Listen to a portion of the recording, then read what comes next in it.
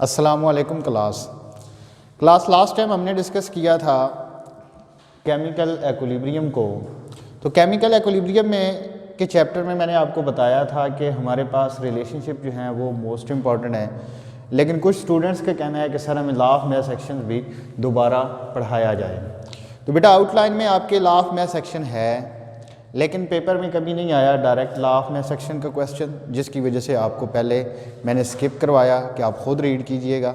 लेकिन बहुत सारे बच्चों की ये डिमांड थी, तो मैं आज ये इसी पे लेक्चर देता हूँ लॉ ऑफ मैथ एक्शन पे। लॉ ऑफ मैथ सेक्शन को सबसे पहले जिसने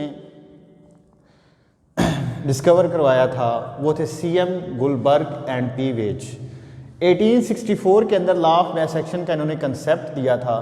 ये दो साइंटिस्ट हैं, इन दो साइंटिस्ट के नाम हैं CM Guldberg and P veg.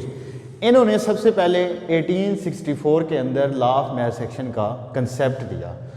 अब लॉ ऑफ मैथ सेक्शन की स्टेटमेंट हम सबसे पहले पढ़ते हैं। तो बेटा याद रखिएगा, जब हम लॉ की बात करते हैं तो लॉ की हमेशा स्टेटमेंट होती है। जब भी हम किसी टर्म की बात करते हैं तो उसकी हम डेफिनेशंस कर सकते हैं। जब लॉ की बात करेंगे तो लॉ की बात हम स्टेटमेंट के थ्रू करेंगे। अब लॉ की जो स्टेटमेंट है वो हमारे पास क्या है कि the rate of chemical reaction, कि केमिकल रिएक्शंस का रेट, वो केमिकल रिएक्शंस की स्पीड, जो केमिकल रिएक्शंस का रेट है इज प्रोपोर्शनल टू, वो प्रोपोर्शनल है to the product of molar concentration, उसकी प्रोडक्ट की मोलर कंसंट्रेशंस के, and raise to a power equal to the number of times. यानी कि इसमें वो ये कहना चाह रहा है कि जो हमारे पास लॉ ऑफ मैथ सेक्शन है, लॉ ऑफ मैथ सेक्शन की स्टेटमेंट ये है कि जो रेट ऑफ केमिकल रिएक्शन है वो प्रोपोर्शनल है प्रोडक्ट्स की मोलर कंसंट्रेशंस के। अब प्रोडक्ट्स की मोलर कंसंट्रेशन, दो चीजें, नंबर 1 रेट, नंबर 2 प्रोडक्ट। अब प्रोडक्ट्स की क्या जी, मोलर कंसंट्रेशन, यानी नंबर ऑफ मोल्स के, नंबर ऑफ मोल्स। हम किसी भी इक्वेशंस के साथ जो डिजिट लिख रहे हैं, मसलन मैं ये इक्वेशन लिख रहा हूँ कि हमारे पास वाटर है, वाटर को बनाने के लिए हम एक हाइड्रोजन एक ऑक्सीजन ले रहे हैं, वो आपस में रिएक्ट करते हैं और हमारे पास वाटर बनता है। यानी कि ये हमारे पास एक कोई रिएक्शन है, लेट्स सपोज मैं chemical equations N2 plus 2NH3। अब यहाँ पे नाइट्रोजन 2 है, हाइड्रोजन 6 हैं, तो यहाँ मैंने 6 हाइड्रोजन किए। अब ये जो मैंने 6 हाइड्रोजन कर दिए, अब ये हमारे पास number of mole of reactants, जिसके साथ कुछ ना लिखा हो उसके साथ 1 होता है, और ये हमारे पास 2। वो कहते हैं कि raise to power equal to the number of times, कि कितने नंबर ऑफ टाइम्स हमें मिल रहे हैं। उसके बाद हम इसको मैथमेटिकली प्रूव करेंगे। तो मैथमेटिकल प्रूव करने के लिए हम एक्विलिब्रियम कांस्टेंट करते हैं और एक्विलिब्रियम लॉ की बात करते हैं। अब जो एक्विलिब्रियम लॉ है, बेसिकली एक्विलिब्रियम लॉ हमारे पास उन रिएक्टेंट्स और प्रोडक्ट्स के दरमियान एक रिलेशनशिप को शो करता है, कि relationship between concentration of reactants, कि रिएक्टेंट्स की कंसंट्रेशन एंड प्रोडक्ट्स, और प्रोडक्ट्स की concentrations with the rate constant, with the rate constant. That's the most important point, हमारे लिए ये मोस्ट इंपॉर्टेंट पॉइंट है कि रिलेशनशिप भी हो दो चीजों का, रिलेशनशिप हो रिएक्टेंट्स का, रिलेशनशिप रिएक्टेंट्स का प्रोडक्ट्स के साथ, कब, जब रेट कांस्टेंट हो, यानी कि जब एक्विलिब्रियम की स्टेट हो, जब same number of mole of reactants are converted into the products and products are converted into the reactants, वो स्टेट हमारे पास एक्विलिब्रियम स्टेट है। वो कहते हैं कि जब रेट कांस्टेंट हो, आप फॉरवर्ड एंड बैकवर्ड रिएक्शन के, बैकवर्ड और फॉरवर्ड दोनों रिएक्शंस के दरमियान जब रेट कांस्टेंट है, उस रिलेशनशिप को एक्विलिब्रियम लॉ जो है या एक्विलिब्रियम कांस्टेंट जो है वो ड्राइव करवाता है। रिलेशनशिप बिटवीन दो चीज़ों का रिलेशन, नंबर 1 हमारे पास रिएक्टेंट्स, नंबर 2 हमारे पास प्रोडक्ट। कब, जब रेट कांस्टेंट हो।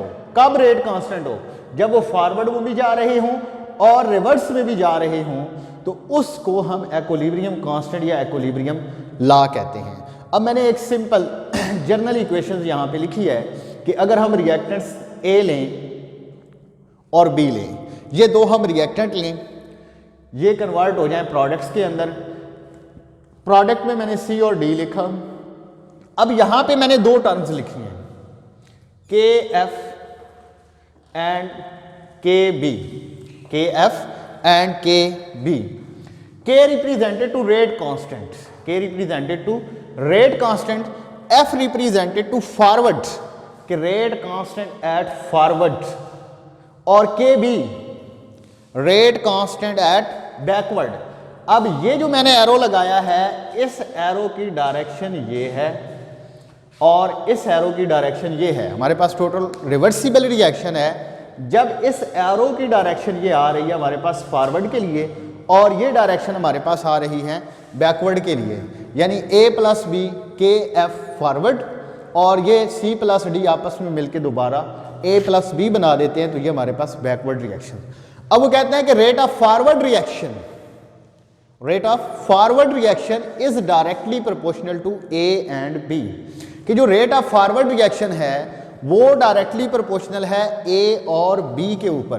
क्यों? क्योंकि वो रिएक्टेंट्स हैं, उन्होंने आपस में रिएक्ट करना है। जब उन्होंने आपस में रिएक्ट करना है तो आपस में रिएक्ट करने पर वो डायरेक्टली प्रोपोर्शनल एक दूसरे के आ रहे हैं। अगर इनकी कंसंट्रेशन फॉरवर्ड के लिए हम बढ़ा रहे हैं तो ये फॉरवर्ड को जा रहे हैं, कि rate of forward reaction is directly proportional to A and B. Rate of forward reaction, यहां पे मैंने ये प्रोपोर्शनैलिटी साइन लगाया है। इस प्रोपोर्शनैलिटी साइन को ख़त्म करने के लिए मैं यहाँ पे के एफ लगाता हूँ, जो साइन मैंने यहाँ इक्वेशंस के ऊपर लगाया है। It mean K F represented to rate constant for forward reaction. तो ये हमारे पास एक इन्वर्सली प्रोपोर्शनैलिटी का साइन ख़त्म करके के एफ फॉरवर्ड रिएक्शंस के कांस्टेंट आ गया। अब जो ब्रैकेट्स हैं, यहाँ मैंने ये सारी चीज़ें ब्रैकेट्स में लिखी हैं। ये ब्रैकेट्स क्या रिप्रेजेंट करती हैं? जब भी हम केमिकल इक्विलिब्रियम की बात करते हैं तो केमिकल इक्विलिब्रियम के अंदर जो ब्रैकेट्स यूज़ करते हैं केमिस्ट्री के अंदर, ये कंसंट्रेशन को शो करती हैं। कंसंट्रेशन मीन ये हमारे पास मोल पर डेसीमीटर क्यूब के अकॉर्डिंग उसकी कंसंट्रेशन को शो करवा रही हैं। ये तो हो गया फॉरवर्ड रिएक्शन के लिए। अब मैं वापस आता हूँ बैकवर्ड रिएक्शन के लिए। मैं कहता हूँ सी और डी आपस में रिएक्ट करते हैं और फिर वो ए और बी बना देते हैं, यानी rate of backward reaction, rate of backward reaction is directly proportional to C and D, कि ये हमारे पास सी और D rate of backward reaction है। अब यहां पर भी प्रोपोर्शनैलिटी साइन है, इसको मैंने खत्म किया और उसकी जगह पे मैंने के बी लिख दिया, यानी के बी जो है ये हमारे पास रेट कांस्टेंट है for backward reaction, backward reaction के लिए है। अब के बी और के एफ और रेट कांस्टेंट, मैंने इक्विलिब्रियम कांस्टेंट में यही बात आपको बताई है कि जो रिलेशनशिप हो कंसंट्रेशन का रिएक्टेंट्स और प्रोडक्ट्स का वो रेट कांस्टेंट हो। यानी जब रेट कांस्टेंट है तो इसका मतलब ये हुआ कि जो बैकवर्ड रिएक्शन को मूव करेगा फॉरवर्ड को जाएगा वो भी रेट सेम होगा, जो इनवर्स में आएगा बैकवर्ड में आएगा वो भी सेम होगा। तो हम इन दोनों को आपस में एक दूसरे के इक्वल कर सकते हैं। तो मैंने यहाँ पे के एफ ए बी ये हमारे पास आ गया। दूसरा हमारे पास ये हमारे पास 1 हो गया कि फॉरवर्ड के लिए हमारे पास K F is equal to concentration of A and concentration of B for forward reaction. अब बैकवर्ड रिएक्शन में भी ये हमारे पास सेम है, तो दोनों लॉस जो हैं, दोनों रेट्स जो हैं वो हमारे पास सेम हैं, तो K B into concentration of C and D. अब मैं क्या करता हूं कि मैंने कंसंट्रेशन वाली टर्म्स को एक साइड पे लेके जाता हूं और कांस्टेंट वाली टर्म्स को दूसरी साइड पे लेके आता हूं। जब कंसंट्रेशन में हम देखें तो concentration of reactants A and B, ये हमारे पास कंसंट्रेशन ए और बी की है, तो ये इक्वल की दूसरी जानिब जाएंगे। और के बी जो हमारे पास rate constant for the backward reaction है, ये इक्वल के इस साइड पे आएगा। ये यहाँ पे मल्टीप्लीकेशन में है, जब ये यहाँ पे मल्टीप्लीकेशन में है तो ये इस साइड पे जब जाएगा तो डिवीजन में चला जाएगा, यानी ए और बी जो है यहाँ इस साइड पे आके डिवाइड हो गए। यहाँ से जो सी और डी है ये जब इस साइड पे यहाँ से के बी आएगा तो के बी इसकी डिवीजन में आ गया। अब जो रेट ऑफ फॉरवर्ड रिएक्शन और रेट ऑफ बैकवर्ड रिएक्शन है, इसके लिए अब ये दोनों आपस में एक स्पेसिफिक रिलेशनशिप शो कर रही हैं। ये जो स्पेसिफिक रिलेशनशिप शो कर रहे हैं ये रेशो को शो कर रहे हैं। According to this equation number 1, इसको मैं इक्वेशन नंबर 1 का नाम देता हूं कि इक्वेशन नंबर 1 के अंदर ये हमारे पास एक स्पेसिफिक रेशियो को शो कर रही हैं। तो rate of reactants and products के जो रेट ऑफ रिएक्टेंट्स है एंड प्रोडक्ट्स है एव सर्टन रेशियो, इनके दरमियान कोई रेशियो है, यकीनन इनके दरमियान क्या है, रेशियो है, यानी ये कोई एक स्पेसिफिक रेशियो के साथ हैं। अब एक बात क्लियर हो गई, इनके दरमियान रेशियो है। दूसरी बात, वो रेशियो डिपेंड किस पे करेगी, वो रेशियो दो चीजों पे डिपेंड करती है, फॉरवर्ड रिएक्शंस के ऊपर और बैकवर्ड रिएक्शंस के ऊपर। क्यों? क्योंकि इसमें दोनों इन्वॉल्व हैं, रेट ऑफ फॉरवर्ड रिएक्शन भी इन्वॉल्व है, रेट ऑफ बैकवर्ड रिएक्शन भी इन्वॉल्व है। इसलिए ये जो स्पेसिफिक रेशियो होगी, ये रेशियो डिपेंड करेगी फॉरवर्ड रिएक्शंस के ऊपर भी और बैकवर्ड रिएक्शंस के ऊपर भी। तो हम ये लिख सकते हैं कि KC is equal to KF divided by KB। तो इसकी जगह पे मैंने ये KC लिख दिया और KC रिप्रेजेंटेटिव हमारे पास कांस्टेंट के रेट कांस्टेंट फॉर कंसंट्रेशन, ये हमारे पास C, D, A and B, जो लास्ट टाइम हमने यही डिस्कस की थी इक्वेशंस को। अब मैं वापस आता हूँ अपने लॉ की तरफ कि लॉ की जो हमने स्टेटमेंट लिखी थी उसमें मैंने कुछ वर्डिंग यूं लिखी थी कि proportional to the product molar concentration raise to power to the equal number of times, कि ये हमारे पास पावर में आ जाते हैं नंबर ऑफ मोल्स। कैसे? ये हमारे पास A है, ये A रिप्रेजेंट कर रहा है, मैंने यहां पे कहा ये क्या है हमारे पास नंबर ऑफ मोल, ये भी हमारे पास क्या है नंबर ऑफ मोल, ये भी हमारे पास क्या है नंबर ऑफ मोल।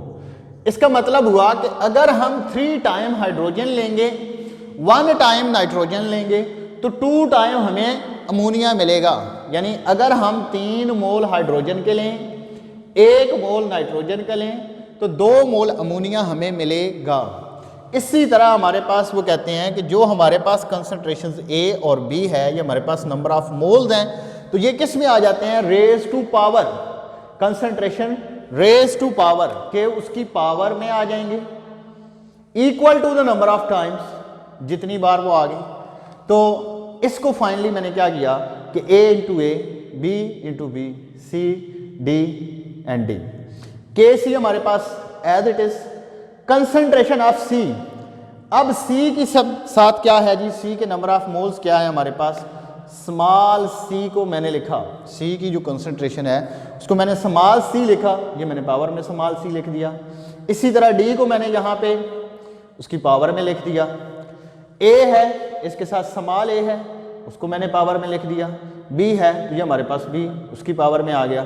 तो फाइनल जो हमारे पास रिलेशनशिप ड्राइव हुआ लॉ ऑफ मैथ सेक्शंस का, वो ये रिलेशन ड्राइव हुआ, ये इक्वेशंस ड्राइव हुई है हमारे पास, सॉरी KC जो है ये हमारे पास किसकी इक्वल आ रहा है कि जो रेट ऑफ केमिकल रिएक्शन है, कि किसी भी केमिकल का जो रेट है रिएक्शंस का वो प्रोपोर्शनल है प्रोडक्ट की मोलर कंसंट्रेशंस के।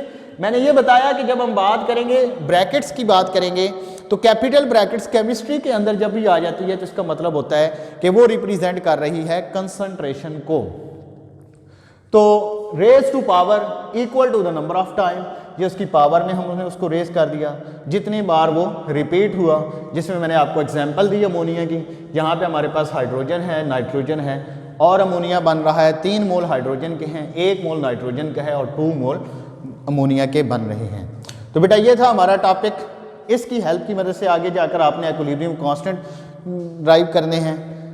तो इसमें जो बेसिक है वो हमारे पास इसकी स्टेटमेंट, इसका जर्नल डेरिवेशंस है, ये आपकी जर्नल ड्राइव हो गया ला, इसको आपने कर लेना है।